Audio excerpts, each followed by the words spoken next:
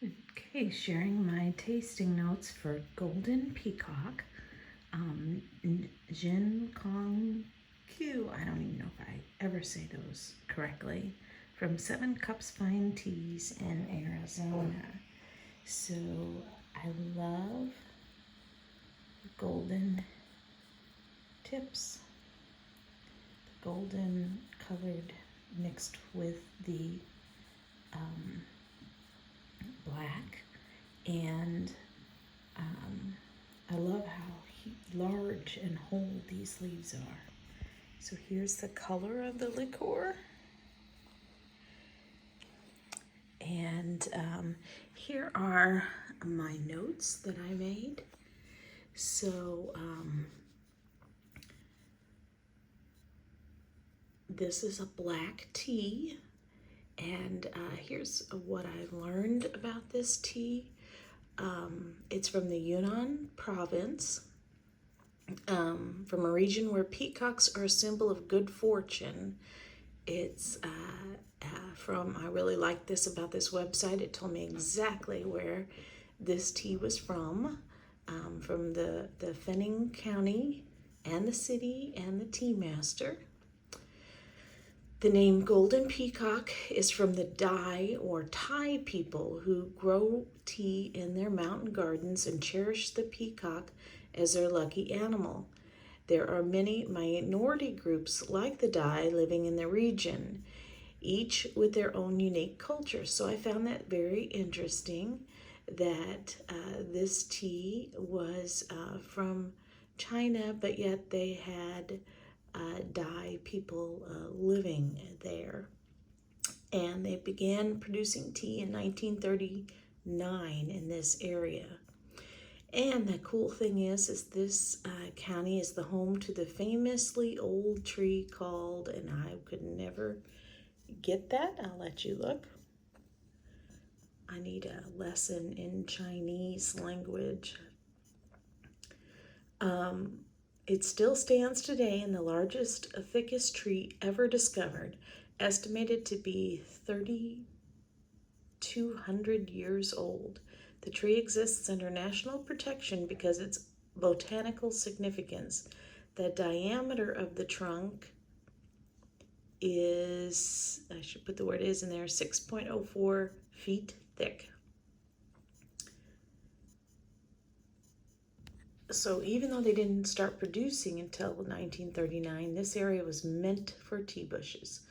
So processing, I've got roasted and fired. Now I love teas that are roasted and fired. I love the smoky kind of teas. So I knew right off I would love this tea. It's machine fired and roasted for about an hour. And I see I showed you the beautiful golden tips. There's the name of the tea bush.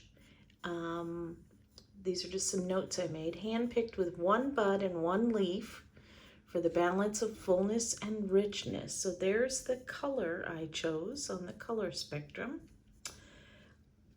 The aroma flavor, so when I smelled it, I smelled classic malty. Now that's the only term I can come up with for what classic tea smells like. So when you think of tea, what do you think it smells like? It's hard for me to come up with a descriptive word for that. It smells like tea. So I've begun calling it a classic malty, and malty is under the grain and starch. And it's also toasty smelling, so that's under the bakery and spice category when I smell it. The bodium was medium, so it's full-bodied, just perfect body. The astringency is light, and I love light teas, so this is like perfect for me. I love roasted toasty, I love classic, and I love full body, but with little astringency. This tea is just perfect for me. When I taste it, it says in the instructions that it's a roasted sweet potato smell. That's what it says on the website and everywhere else. I didn't didn't get that. So I still have plans on roasting a sweet potato. I got one right here in my kitchen. And then doing another taste comparison. And there's another description from another website. But all I got was toasty classic tea. And the finish, what you get after you swallow, I got was quick but short, lingering, of almost floral. So I got kind of a floral finish. Would I buy this tea again? Yes, I love this tea. I would buy it again, certainly. Would I keep it on hand? That's what it requires for the 5 hearts. And I said, there are similar teas to this one, and I need to rotate and keep one of them on hand. So it's gotten 4.5 stars. I'd keep one of them on hand. And this could be one of them.